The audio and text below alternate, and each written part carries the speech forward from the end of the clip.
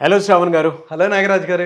జీవితంలో ఒక మనిషి ఎదగాలి అనంటే బర్నింగ్ డిజైర్ కానివ్వండి, హానెస్టీతో కూడుకున్నటువంటి గ్రోత్ కానివ్వండి చూడాలి అనంటే ఒక మనిషిలో ఉండాల్సినటువంటి క్వాలిటీస్ ఏంటి అంటే తను ఒక శిల్పిలాగా మార్చుకొని సెల్ఫ్ మేడ్ మనిషిగా మారాలి అనంటే ఎటువంటి క్వాలిటీస్ని డెఫినెట్గా బిల్డ్ చేసుకోవాల్సినటువంటి అవసరం ఉంటుందంటారు? నాగరాజ్ గారు, లైఫ్లో మనం అనుకున్న లక్ష్యాలు సాధించాలి అంటే కృషి, పట్టుదల, మన మీద మనకి నమ్మకం చాలా అవసరం. అయితే లైఫ్లో ప్రశంసలు ఉంటాయి, విమర్శలు ఉంటాయి, అభిమానం ఉంటుంది, అవమానం ఉంటుంది. అయితే వీటన్నిటిని దాటుకుంటూ వెళ్ళి కొన్ని కోట్లాది మందికి ఆదర్శంగా నిలిచిన ఒక వ్యక్తి గురించి చెప్తా. ఎవరు సార్ అతను? 4 సినిమాలు హిట్ అవుతే నా అంతటి వాడు లేడు, నేనే నెంబర్ 1 అని వెర్రవిగే వాళ్ళకి తెలియకపోవచ్చు. ఆయన 40 సంవత్సరాలు నెంబర్ 1 అనే సింహాసనం మీద కూర్చున్నారు అని. ట్విట్టర్లో ఫ్యాన్ వార్స్ చేసుకునే వాళ్ళకి తెలియకపోవచ్చు ఒకప్పుడు ఆయన ముఖ చిత్రంగా వచ్చే పత్రికల కోసం జరిగే వార్స్ గురించి. మా హీరో గొప్ప అని ప్రస్తుతం పోట్లాడుకునే వాళ్ళకి తెలియకపోవచ్చు వాళ్ళ ఫేవరెట్ హీరో కూడా ఫేవరెట్ హీరో ఆయనే అని. మా హీరో రికార్డులు ఇవి అని డంకా బజాయించే వాళ్ళకి తెలియకపోవచ్చు అసలు ఆ రికార్డులు నెలకొల్పిందే ఆయనని. రోజంతా కష్టపడి రిక్షా తొక్కి అలసిపోయే రిక్షావాడి దగ్గర నుంచి రాష్ట్రాన్ని నడిపించే ముఖ్యమంత్రి వరకు, అక్షరం ముక్క చదువుకొని రోజు కూలీ నుంచి ఐఏఎస్ అధికారి వరకు, అప్పుడే సినిమాలు చూడటం మొదలెట్టిన 6 ఏళ్ల పిల్లాడి నుంచి 80 ఏళ్ల ముసలాడి వరకు ఎంతో మంది అభిమానం సొంతం చేసుకున్న వ్యక్తి ఆయన. అంతెందుకండి, ఆయనతో సినిమా చేస్తే నా లైఫ్ సెట్ అయిపోతుంది అని ఆలోచించే డైరెక్టర్లు ఎంతమంది, తనతో సినిమా నిర్మిస్తే నేను కూడా చరిత్రలోకి ఎక్కేస్తానని వెంపర్లాడే ప్రొడ్యూసర్లు ఎంతమంది, తన పక్కన నటిస్తే చాలు నేను కూడా అగ్ర హీరోయిన్ల స్థాయిలోకి వెళ్ళిపోతానని తహతహలాడే హీరోయిన్లు ఎంతమంది, ఆయన సినిమాకి డిస్ట్రిబ్యూషన్ చేస్తే దిమ్మ తిరిగిపోయే లాభాలను పొందొచ్చని ఆశపడే డిస్ట్రిబ్యూటర్లు ఎంతమంది. ఎందుకంటే ఆయన సినిమా ఆడుతున్న థియేటర్లో సైకిల్ పార్కింగ్ డబ్బులు కలెక్ట్ చేసుకుని మెర్సిడెస్ బెంజ్ కొన్న వాళ్ళు ఉన్నారు, సమోసాలు అమ్ముకొని స్థలాలు కొన్న వాళ్ళు ఉన్నారు, బజ్జీలు అమ్ముకొని బంగ్లాలు కట్టుకున్న వాళ్ళు ఉన్నారు, టీలు అమ్ముకొని హోటల్స్ పెట్టుకున్న వాళ్ళు ఉన్నారు. ఇంకా చెప్పాలి అంటే ఆయన సినిమాకి బ్లాక్లో టికెట్లు అమ్ముకొని పిల్లల్ని చదివించి పెళ్లిళ్ళు చేసిన వాళ్ళు ఇంకెంతో మంది ఉన్నారు. ఎందుకంటే ఆయన తెలుగు సినిమా రూపురేఖలనే మార్చేశారు. కొత్త తరం ఫైట్ మాస్టర్స్కి ఆయన ఎనర్జీకి తగ్గట్టు ఫైట్లు కంపోజ్ చేయడం ఒక ఛాలెంజ్, కొరియోగ్రఫర్స్కి ఆయన స్టైల్కి తగ్గట్టు ఆయన గ్రేస్కి తగ్గట్టు డ్యాన్సులు కంపోజ్ చేయడం ఒక ఛాలెంజ్, మ్యూజిక్ డైరెక్టర్కి ఆయన డ్యాన్సులకి తగ్గట్టు మ్యూజిక్ కంపోజ్ చేయడం ఒక ఛాలెంజ్. తనతో పాటు 24 క్రాఫ్ట్స్ని పరిగెత్తించేలా చేసిన సినీ యోధ కంప్యూటర్ గ్రాఫిక్స్లు, రోప్ వర్క్లు, మోకాలకి నీ క్యాప్లు లేనప్పుడే ప్రజలను ఉర్రూతలుగించి తెలుగు సిల్వర్ స్క్రీన్ దుమ్ము దులిపి రఫ్ఫాడించి బాక్సులు బద్దలు కొట్టిన వ్యక్తి, తనని తానే చెక్కుకున్న అద్భుత, అపూర్వ, అసామాన్య, అద్వితీయ శిల్పం. కష్టం వచ్చిందంటే చాలు ఒక అన్నగా బిడ్డగా ఆదుకునే ఆపద్బాంధవుడు. ఎన్నో కష్టాలు, కన్నీళ్లు, అవమానాలు, ఆటుపోట్లు, ఇబ్బందులను దాటుకుంటూ వెళ్ళి ఒక గాలివానగా వచ్చి తుఫానుగా మారి ఈరోజు ఇండస్ట్రీని శాసించే స్థాయికి వచ్చి కోట్లాది మంది తెలుగు వాళ్ళ గుండెల్లో శాశ్వతమైన ముద్ర వేసుకున్న పద్మ విభూషణుడు, జగదేక వీరుడు, మన Konidela Shivashankar Varaprasad alias mega star Chiranjeevi గారి గురించి తెలుసుకుందాం.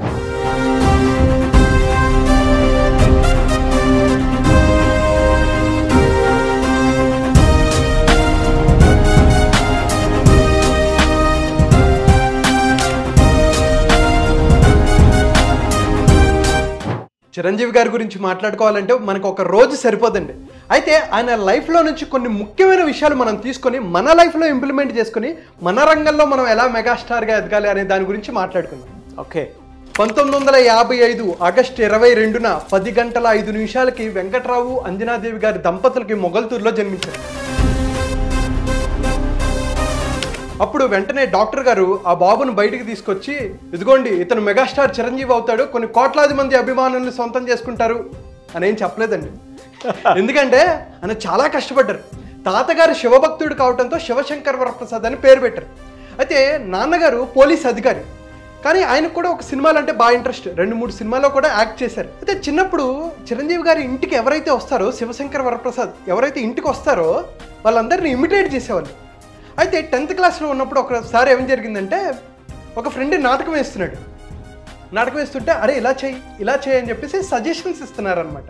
ఇస్తుంటే అంటారు కదా, నువ్వు వచ్చి చేయరా అంటారు కదా, ఆ వ్యక్తి కూడా నువ్వు వచ్చి చేయి నీకు తెలుస్తుంది అంటే, అప్పుడు చిరంజీవి గారి స్టేజ్ మీదకి వెళ్ళి అద్భుతంగా పర్ఫామ్ చేసి ఫస్ట్ ప్రైజ్ సాధించారు. అయితే దాని తర్వాత ఆయన ఎక్కడికి వెళ్ళినా సరే అందరూ ఆయన్ని ఐడెంటిఫై చేయడం మొదలుపెట్టారు. అరే ఈ అబ్బాయి చాలా బాగా యాక్ట్ చేస్తాడు రా, బాగా నటిస్తాడు, మొన్నటిసారి ఫస్ట్ ప్రైజ్ వచ్చింది అని చెప్పి అందరూ ఐడెంటిఫై చేయడం మొదలుపెట్టారు. ఇంకా అప్పటి నుంచి ఆయనకు పట్టుకుంది, నేను ఎలాగైనా సరే యాక్టర్ అవ్వాలని. అయితే తండ్రికేమో ఈయన్ని ఎస్ఐ చేయాలని, తల్లికేమో ఈయన్ని డాక్టర్ చేయాలని, ఈయనకి మాత్రం యాక్టర్ అవ్వాలని ఉండేది. ఏం చేసేవాళ్ళు, బీకామ్లో ఉన్నప్పుడు నాన్నగారికి తెలియకుండా పూణే ఫిల్మ్ ఇన్స్టిట్యూట్కి అప్లై చేస్తారనమాట. అయితే వాళ్ళు కూడా మీరు ఇంటర్వ్యూకి రండి అని చెప్పేసి లెటర్ పంపిస్తారు. ఆ లెటర్ నాన్నగారు చూస్తారు, వెంకటరావు గారు చూస్తారు. చూసి అరే నువ్వేనా మంచిగా చదువుకొని మంచి ఉద్యోగం చేస్తావు అనుకుంటే నువ్వేంట్రా ఈ యాక్టింగ్లు పట్టుకున్నావు అని చెప్పి మందలిస్తారు. అయినా సరే కొంచెం ఉంటుంది కదండి, ఆయనకి గట్టిగా పట్టుకుంది. అయితే తర్వాత ఉన్నత చదువులకని మద్రాసు వెళ్తారంటారు. సో 1977లో ఫస్ట్ టైం ఆయన మద్రాసు వెళ్తారు. 25 రూపాయలు రూమ్ రెంట్లో ఉండేవాళ్ళు. 12.5 రూపాయలు చిరంజీవి గారు, ఇంకొక 12.5 రూపాయలు వేరే వ్యక్తి, వెంకటరావు గారు 100 రూపాయలు పంపించేవాళ్ళు.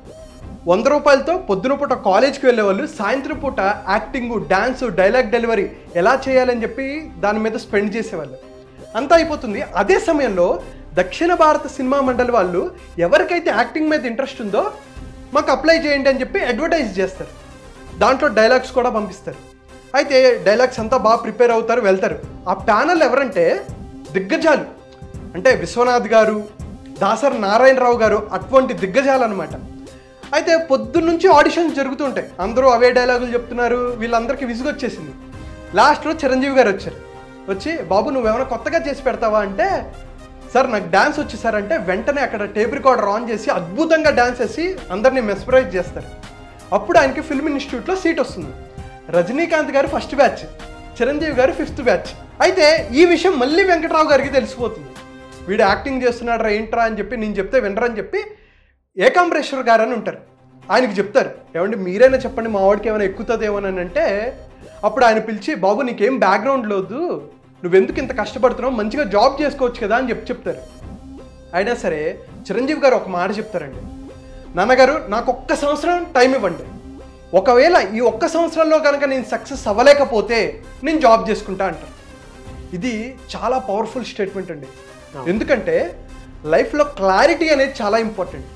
మనందరికీ నన్ను అది చేయాలి, నాకు ఈ చదువులు ఇష్టం లేదు, నాకు ఈ జాబ్ ఇష్టం లేదు అని చెప్తూ ఉంటారు. కానీ నాకు ఏది ఇష్టం, దానికోసం ఎంత కష్టపడాలి, అది ఎంత కష్టం అని చెప్పి ఎంతమంది ఆలోచిస్తున్నారు. అందుకనే ఎప్పుడైతే క్లారిటీ ఉంటుందో కాన్ఫిడెన్స్ ఉంటుంది. ఎవరు నమ్మినా నమ్మకపోయినా మన మీద మనకి నమ్మకం చాలా ఇంపార్టెంట్. అందుకనే శివశంకర్ వరప్రసాద్కి ఆయన్ని నమ్మినా నమ్మకపోయినా ఆయన మీద ఆయన నమ్మకం పెట్టుకున్నారు కాబట్టి ఈరోజు సక్సెస్ అయ్యారు.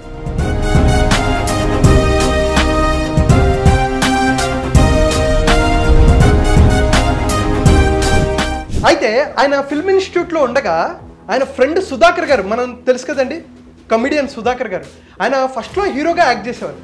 అయితే ఆయనకి 2 సినిమాల్లో ఆపర్చునిటీస్ వచ్చింది. ఒకటి తమిళ్లో పెద్ద డైరెక్టర్ అయిన భారతీ రాజా గారి సినిమాలో ఆపర్చునిటీ వచ్చింది, ఇంకోటి సైడ్ క్యారెక్టర్. అయితే ఈయనకు మాత్రం అనిపించేది, భారతీ రాజా గారు కూడా అంటారనమాట, నువ్వు ఏదైనా ఒక సినిమానే చెయ్యి, ఇది మెయిన్ లీడ్ కాబట్టి ఇదే చేయంటే భారతీ రాజా గారి సినిమాలో యాక్ట్ చేయాలని చెప్పేసి ఈయన ఏం చేస్తారు, అరే నేను ఆ సినిమాకి ప్రామిస్ చేశా కదా కానీ ఈ సినిమానే చేయాలని చెప్పి పెట్టుకుంటారు. ఎలా చెప్పాలి ఆ ప్రొడ్యూసర్కి డైరెక్టర్కి అని చెప్పేసి చిరంజీవి గారిని తోడుగా తీసుకెళ్తారు.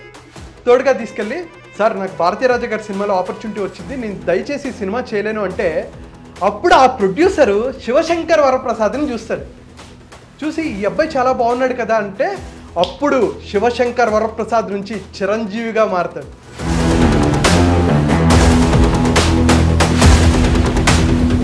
ఫస్ట్ టైం 1978 ఫిబ్రవరి 11న పునాదిరాలు సినిమాకి ఫస్ట్ టైం ఆయన కెమెరాని ఫేస్ చేశారు. ఆ రోజు ఎవరూ అనుకోలేదు ఇతను ఇండస్ట్రీ పునాదుల్ని కదిపి ఆయనే ఒక పునాదిగా మారతాడని. అయితే ప్రాణం ఖరీదు సినిమా ఫస్ట్ రిలీజ్ అయింది.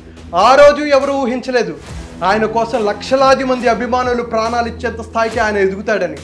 ఏ స్థాయిలో కష్టపడ్డారంటే అసలు 1979లో 8 సినిమాలు, 1980లో 14 సినిమాలు, 81లో 13 సినిమాలు, 82లో 13 సినిమాలు, 83లో 14 సినిమాలు తీసి అద్భుతంగా కష్టపడ్డారు. అయితే 1983లో వచ్చిన ఖైదీ సినిమా అప్పట్లోనే ₹1 కోటి కలెక్ట్ చేసి సంచలనం సృష్టించింది. ఛాలెంజ్, గుండా, విజేత, రాక్షసుడు, దొంగ మొగుడు, పసివాడు ప్రాణం, స్వయం కృషి, ఎమ్ముడికి మొగుడు, అత్తకి ఎమ్ముడు అమ్మాయికి మొగుడు, Jagadeka Veerudu Athiloka Sundari, gang leader, rowdy అల్లుడు, ఘరానా మొగుడు, హిట్లర్, మాస్టర్, బావగారు బావున్నారా, అన్నయ్య, ఇంద్ర, ఠాగూర్, శంకర్దత్త ఎంబీబీఎస్, స్టాలిన్ అంటే ఆయన సినిమా లిస్టులో అద్భుతాల హిట్లు ఎన్నంటే మనం చెప్పలేము అస్తే. అయితే 1987లో వచ్చిన స్వయం కృషి మూవీ రష్యన్ లాంగ్వేజ్లోకి డబ్ అయ్యి మాస్కో ఫిల్మ్ ఫెస్టివల్కి అక్కడ స్క్రీన్ చేశారు. అలాగే 1987లో ఆస్కార్కి అటెండ్ అయిన first south Indian actor Chiranjeevi గారు. దాని తర్వాత 1990లో వచ్చిన జగదేక వీరుడు అతిలోక సుందరి సినిమా తుఫాను టైంలో రిలీజ్ అయ్యి సునామీ సృష్టించింది. ఆ టైంలో వరదలుండి అంతా చూడ్డానికి కూడా కష్టమైనా సరే తర్వాత ప్రజలు ఎలా ఆదరించారంటే సినిమాకి వెళ్ళి పూలు డబ్బులు వర్షంలాగా కురిపించారండి. సీనియర్ ఎన్టీఆర్ గారి తర్వాత అటువంటి మాస్ ఫాలోయింగ్ సంపాదించుకుంది ఎవరంటే చిరంజీవి గారు అంటంలో ఎటువంటి సందేహం లేదు. 1991లో వచ్చిన గ్యాంగ్ లీడర్ కనీ విని ఎరుగని హిట్ అండి. అప్పట్లోనే 6 కోట్లు కలెక్ట్ చేసి 100 డేస్ ఫంక్షన్ 4 చోట్ల చేశారు. ఏలూరు, విజయవాడ, తిరుపతి, హైదరాబాద్. అప్పట్లో ప్రైవేట్ ప్లేన్లో వీళ్ళందరినీ తీసుకెళ్లారు. దాని తర్వాత వచ్చిందండి 1992లో మానిస్టర్ హిట్ గరానా మొగుడు. అప్పట్లోనే 10 కోట్లు కలెక్ట్ చేసి ఏకంగా ఒక రీజనల్ లాంగ్వేజ్ 10 కోట్లు కలెక్ట్ చేసిందని చెప్పి ఏకంగా ఇండియా మొత్తం మన తెలుగు సినిమా వైపు చిరంజీవి గారి వైపు చూడటం మొదలుపెట్టాయి. పెద్ద పెద్ద ఆర్టికల్స్ రాయడం మొదలుపెట్టారండి, మనీ మెషిన్ అని చెప్పేసి. అసలు అందరూ షాక్లోకి వెళ్ళిపోయారు. అయితే దాని తర్వాత వచ్చిన సినిమాకి ఆపద్బాంధుడు సినిమాకి 1,25,00,000 రెమ్యూనరేషన్ తీసుకుంటే బిగ్గర్ దాన్ బచ్చన్ అని చెప్పి అందరూ షాక్ అయిపోయి పెద్ద పెద్ద ఆర్టికల్స్ రాయటం మొదలుపెట్టారు. ఎందుకంటే ఒకప్పుడు 12.5 రూపాయల రూమ్ రెంట్లో ఉన్న ఒక వ్యక్తి 15 సంవత్సరాలు తిరిగేసరికి 1,25,00,000 రెమ్యూనరేషన్ తీసుకుని భారతదేశంలోనే ఎక్కువ రెమ్యూనరేషన్ తీసుకున్న హీరోల్లో ఒకటిగా ఉండి 22 సంవత్సరాలు తిరిగేసరికి హయ్యెస్ట్ ట్యాక్స్ పేయర్లో ఒకరిగా ఉండి సమ్మాన్ అవార్డు అందుకున్నారండి చిరంజీవి గారు. అంటే ఒక్కసారి అర్థం చేసుకోండి ఆయన ఏ స్థాయిలో కష్టపడ్డారంటే ఆయన సినిమాల్ని నమ్ముకొని డైరెక్టర్లు, ప్రొడ్యూసర్లు, డిస్ట్రిబ్యూటర్లు, ఇంకా చెప్పాలంటే థియేటర్స్ ఓనర్స్, అక్కడ సమోసాలు అమ్ముకునేవాళ్ళు, బయట బజ్జీలు అమ్ముకునేవాళ్ళు, ఇంకా చెప్పాలంటే అది కరెక్టా కదా పక్కన పెట్టండి, బ్లాక్లో టికెట్లు అమ్ముకున్నవాడు కూడా ఆయన్ని నమ్ముకొని బెటర్ స్థాయికి వెళ్ళారు. ఎందుకంటే అలాగా ఆయన అందరిని పరుగులెత్తిచ్చారు. అటువంటి వ్యక్తి కాబట్టి ఈరోజు ఆయన ఒక చరిత్రగా నిలిచారు.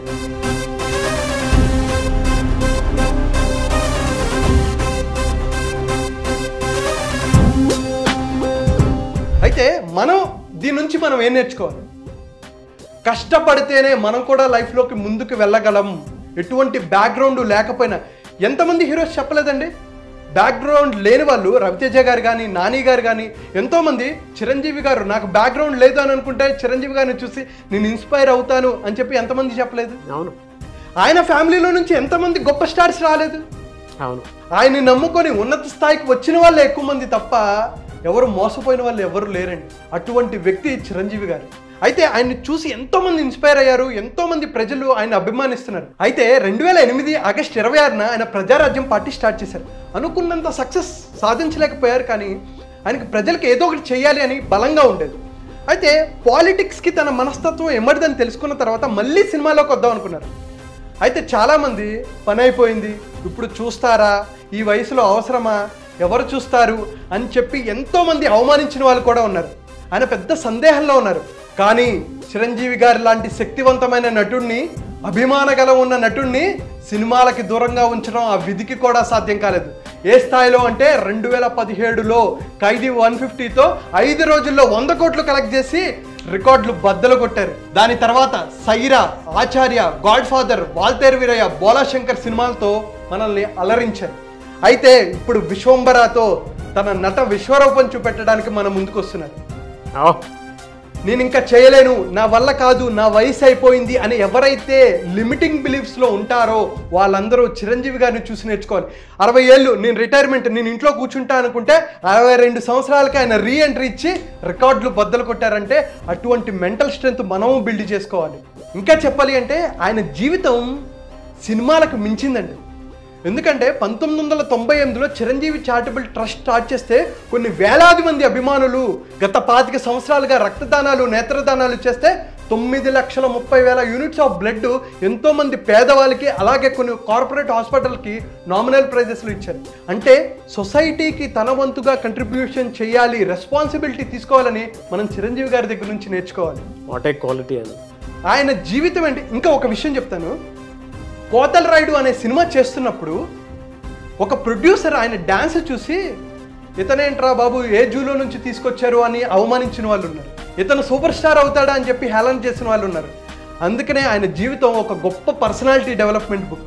ఎందుకంటే ఎన్నో కష్టాలు, కన్నీళ్ళు, అవమానాలు, ఆటుపోట్లు, ఇబ్బందులను దాటుకుంటూ వెళ్ళి ఒక గాలివానగా వచ్చి తుఫానుగా మారి ఈరోజు ఇండస్ట్రీని శాసించే స్థాయికి వచ్చారు అంటే, పద్మ విభూషణ్ అందుకునే స్థాయికి వచ్చారంటే ఆయన జర్నీ అంత ఈజీ కాదండి. ఎన్నో అవమానాలు, ఇందాక మనం మాట్లాడుకున్నట్టు ఆయన లోయెస్ట్ ఫేజ్ చూశారు, హైయెస్ట్ ఫేజ్ చూశారు. అందుకనే అండి తెలుగు సినిమా ఇంకెంత వృద్ధిలోకి వెళ్ళినా, ఇంకెంత గర్వపడే సినిమాలు తీసినా వీటన్నిటి వెనక ఆ చిరంజీవి అనే మహాశక్తి ఖచ్చితంగా ఎక్కడొక్కడ ఉంటుందండి. అందుకనే ఇంకెంత మారినా, ఇంకెంత మంది వచ్చినా ఆయన స్థాయి వేరు, ఆయన స్థానం వేరు. సార్ మీరు ఇలాగే ఇంకా ఎంతోమందిని ఇన్స్పైర్ చేయాలని మనస్ఫూర్తిగా కోరుకుంటూ congratulations for your Padma Vibhushan and all the best for your future endeavours. Hats off అండి.